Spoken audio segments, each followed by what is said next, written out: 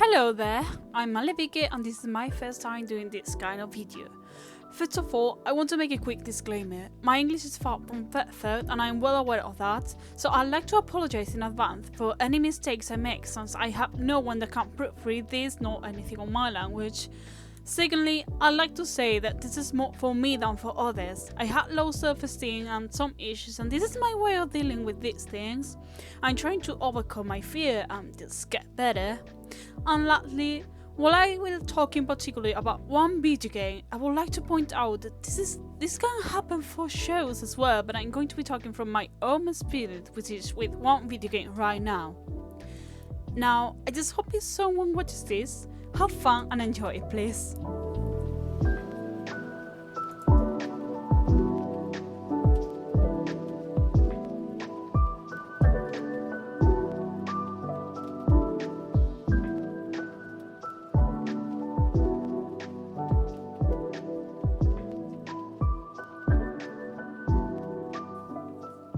Fandoms is something that if you're into video games, shows or different kinds of media, even YouTubers, you have probably encountered them.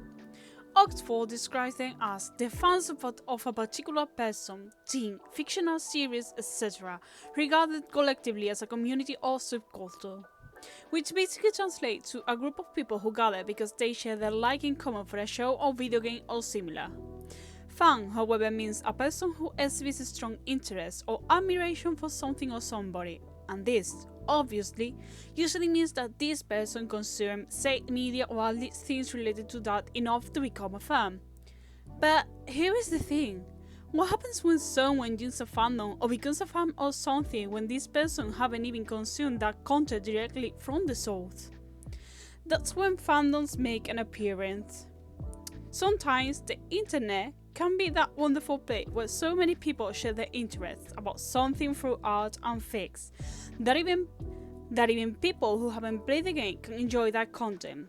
It can start with retweeting a few drawings because maybe the character looks nice or well, the artist is really good drawing. But suddenly, without you even noticing, your timeline has become crowded by that game. And I mean, I guess it's okay, the character is hot, so whatever, I like them being here. And you start liking more drawings, retweeting more, commenting. You start reading headcanons, reading fics, reading fan comics, reading people's ideas, theories, stories. Oh, you like the character way too much? Enough to even dedicate them a fic with your own character or drawing or even buy merch about them. But here is the thing, you never consume the actual media, you only consume fan content. This is the power and magic of fandoms, of artists. They drag you into a whole world of things you haven't even seen by yourself. And I'd like to point out that I think that's completely fine and normal. It can happen every now and then, that some people can enjoy more the fandom than the actual content. I'm going to use as an example Overwatch.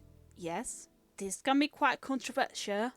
But remember that this comes from personal experiences. No one goes through the same and that's perfectly fine. Everyone enjoys different things. Going back to enjoying the fandom more than the game, with Overwatch 2, I have encountered more than one friends and people who say they go through this experience. Some say they feel it's not okay because they should enjoy the game as well, and some say they are okay this way. For some people, the game can become quite stressful, and I can see why. As someone who suffers from chronic migraines, all the movements, cold effects, sounds and everything can become a mess for all senses and produce sickness. But this doesn't mean that we dislike the characters, it's just that for some reason we cannot enjoy the original content, but we still know what goes around. In shows, sometimes you don't like the direction X season went for, but still like the characters enough to do your own thing. Any reason is actually valid as long as you do your thing and don't bother anyone. You saw the source of the content and either like it or dislike it, and that's fine. But thing is, what happens when you become a fan of something you haven't even seen? Well, I'm here to share that I'm guilty of that. Baldur's Gate 3 is a game that gained a lot of popularity lately, and God, at this point, who haven't seen as ruining their feed. You like one single picture and next day your whole timeline is this guy. But at the end of the day, I haven't even played the game. I consume all the media people throw at me, like some video clips, drawings, fan arts, fics and everything, but I haven't been able to play the game.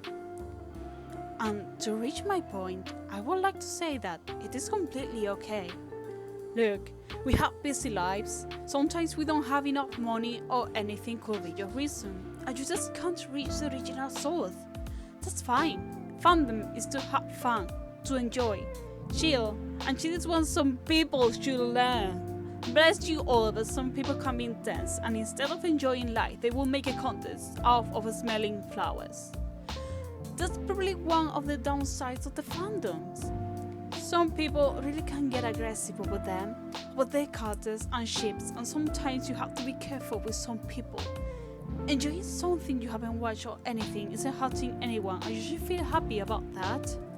It is your life, and if you're okay this way, that's fine.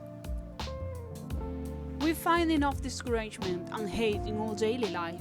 Rest and enjoy this, because it's completely fine, it's normal. A lot of us go through this and it helps us discover so many new interests.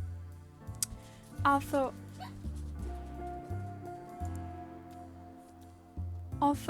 at the end of the day, it is important to remember that the information you have gathered might be far from what the actual canon is. And if you are like me, that you consume fan art but avoid the spoilers, you got to be careful not to mistake things and say something is canon or this way because you remember it that way from a random you saw on internet. I have to say that in my case, it's basically that I currently cannot afford the game. However, I really plan to buy the game as soon as possible, and therefore I avoid the spoilers. For some people, they cannot avoid it, but to be honest, in my opinion, watching the walkthrough is just enough to understand everything. Sure, it's not the same as playing yourself, but at the end of the day you are seeing the same. To me, watching all the fan art of Godlag, Starion and others was amazing enough to know that. Also, I need to say that I'm sorry if I'm not pronouncing the names correctly. I'm too scared to look around and search on the internet because I don't want to see any spoilers. And I tried to find the pronunciation, but I couldn't find it and I had no one to ask this to, so I'm sorry. What I learned about watching all the fan art is that 1. I love Godlag, and 2. I will enjoy the game and I'm definitely going to get it as soon as possible. You can see here that even if I haven't played the game yet, I enjoy enough to create a piece of fan art and make a notebook about it. I have seen countless drawings and comics in my timeline already. Most of them are extremely adorable and amazing, so I can't help but feel drawn into it. Also, although the notebook isn't that complicated, I must admit that I'm really happy about how it turned out. As said at the beginning, I do have many struggles through the day, and making silly crafts is one of my ways to enjoy my day and have fun. And if this hobby includes drawing a muscular, strong, kind-hearted woman, I'm definitely more than happy to do it.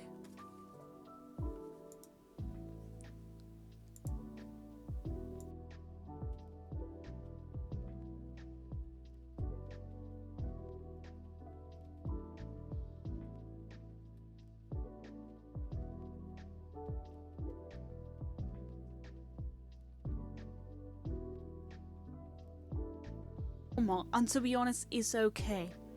I never watched so many shows, but just hearing my friend talk about them brings me an amazing view of them. As long as you enjoy it and you're not bothering anyone, it's completely fine. Please, enjoy what makes you happy, and have a good day.